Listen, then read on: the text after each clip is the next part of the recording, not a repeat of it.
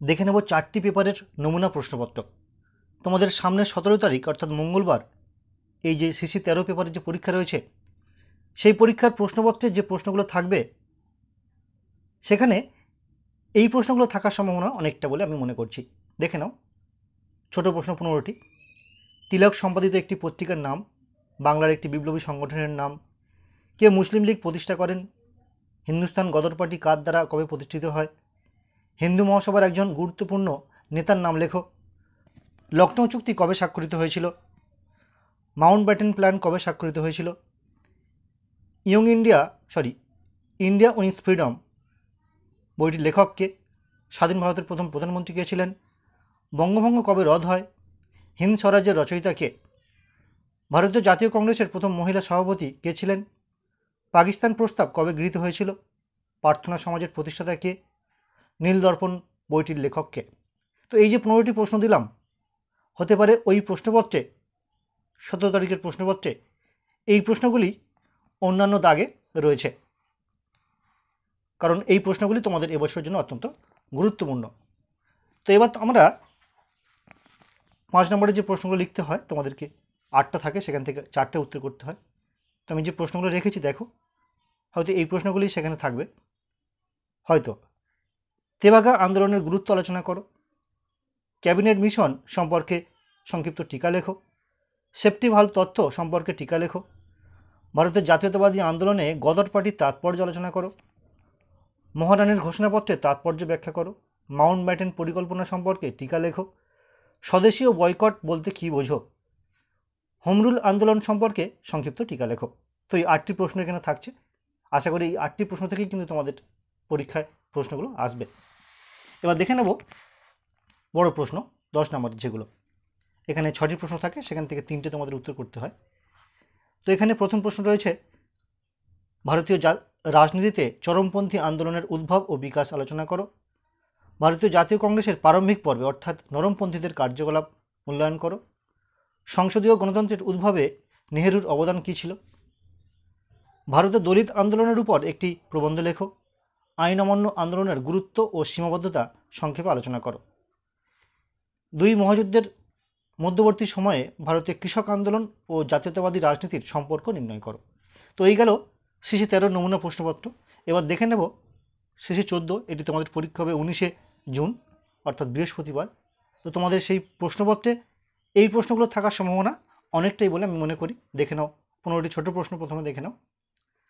Ho Chi Minh কে ছিলেন, আরব লীগ কবে গঠিত হয়, মার্টিন লুথার কিং জুনিয়র কে ছিলেন, কোন বছর হাঙ্গেরীয় সংকট দেখা দিয়েছিল, কার নেতৃত্বে চীনে সাংস্কৃতিক বিপ্লব পরিচালিত হয়েছিল, পিএলও মুক্তি মোর্চার প্রতিষ্ঠাতা কে, কিউবা সংকটের সময় মার্কিন রাষ্ট্রপতি কে ছিলেন, বরিস ইয়ালৎসিন কে ছিলেন, নারীবাদী লেখিকা বেটি ফ্রিডেন রচিত একটি গ্রন্থের নাম লেখো, কবে পটসডাম সম্মেলন অনুষ্ঠিত হয়েছিল, ক্যাম্প ডেভিড চুক্তি কবে স্বাক্ষরিত হয়েছিল, মিখাইল গর্বাচেভ কে ছিলেন, নেলসন ম্যান্ডেলা কে ছিলেন, ভিয়েতনাম মুক্তিযুদ্ধের নেতা কে ছিলেন, এক মেরু বিশ্বের উত্থান কোন দেশকে প্রবল শক্তিশালী করে তুলেছিল। তো এই গেল 15টি ছোট প্রশ্ন। এখান থেকেই তোমাদের কিন্তু পরীক্ষায় প্রশ্ন থাকছে, এটি আমি মনে করছি। এবার দেখে নেব 5 নম্বরের টিকা টাইপ প্রশ্ন। দেখে নেব টিকা টাইপ প্রশ্ন। তো 8টা প্রশ্ন থাকে, সেখান থেকে তোমাদেরকে 4টে করতে হয়। দেখে নাও। বার্লিন অবরোধ সম্পর্কে সংক্ষিপ্ত টিকা লেখো, বিংশ শতকে আফ্রিকার উপনিবেশীকরণ সম্পর্কে সংক্ষেপে আলোচনা করো, ট্রুম্যান নীতি সম্পর্কে সংক্ষিপ্ত টিকা লেখো, ন্যাটো সম্পর্কে সংক্ষিপ্ত টিকা লেখো, সোভিয়েত রাশিয়ার ইতিহাসে পেরেস্ত্রোইকার তাৎপর্য, মার্শাল প্ল্যান সম্পর্কে টিকা লেখো, 6 দিনের যুদ্ধ সম্পর্কে সংক্ষিপ্ত টিকা লেখো, পিং পং কূটনীতি বলতে কী বোঝো। তো এগুলো টিকা টাইপ প্রশ্ন। এবার দেখে নাও বড় প্রশ্ন কী রয়েছে। ঠান্ডা যুদ্ধের প্রকৃতি অর্থাৎ ভাবাদর্শগত সংঘাত আলোচনা করো, বিংশ শতকের শেষে ঠান্ডা যুদ্ধের অবসান কীভাবে ঘটেছিল, কোরিয়া যুদ্ধের প্রকৃতি আলোচনা করো, কোরিয়া যুদ্ধের কারণ ও ফলাফল আলোচনা করো, বিশ্বায়নের উপর একটি সমালোচনামূলক প্রবন্ধ লেখো। এবং লাস্ট প্রশ্ন, গণপ্রজাতন্ত্রী চীনের উত্থান আন্তর্জাতিক রাজনীতিকে কতটা প্রভাবিত করেছিল। তো এই গেল দুটো সিসি পেপার। এবার দেখে নেব ডিএসসি পেপার। তো তোমাদের ডিএসসি A3 রয়েছে, এটা 21 তারিখে পরীক্ষা, 21শে জুন। তো এখানে তোমাদের যেমন পরীক্ষা হয় আর কি, 5 নম্বরের টিকা, 10 নম্বরের এবং 20 নম্বরের। তো দেখে নাও 5 নম্বরের কোনগুলো রয়েছে। যে কোনো 3টে প্রশ্নের উত্তর করতে হয়, 6টা দেওয়া থাকে। তো দেখে নাও, প্রথম প্রশ্ন রয়েছে, প্রাদেশিক স্বায়ত্তশাসন বলতে কী বোঝো? বঙ্গভঙ্গের প্রকৃত উদ্দেশ্য কী ছিল? চট্টগ্রাম অস্ত্রাগার লুণ্ঠনে মাস্টারদার ভূমিকা। নোয়াখালী দাঙ্গা সম্পর্কে টিকা লেখো। 1920 দশকে বাংলার বামপন্থী ধারার উদ্ভব সম্পর্কে লেখো। আত্মশক্তির আদর্শ স্বদেশী আন্দোলনে কী প্রভাব ফেলেছিল? তো এই 6টি প্রশ্ন, এখান থেকে তোমাদেরকে 3টে প্রশ্ন উত্তর করতে হবে এবং 10-এর দাগে থাকছে, সেটি 10 নম্বরে 2খানা প্রশ্ন থাকে, এখান থেকে একটা প্রশ্ন উত্তর করতে হয়। তো আমি 2টো প্রশ্ন দিয়েছি, দেখে নাও।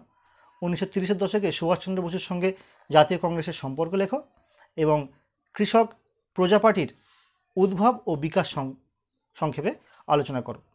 এবং 20 নম্বরের 4টি প্রশ্ন থাকে, সেখান থেকে 2টো প্রশ্নের উত্তর করতে হয়। তো আমি দেখো 4টি প্রশ্ন রেখেছি।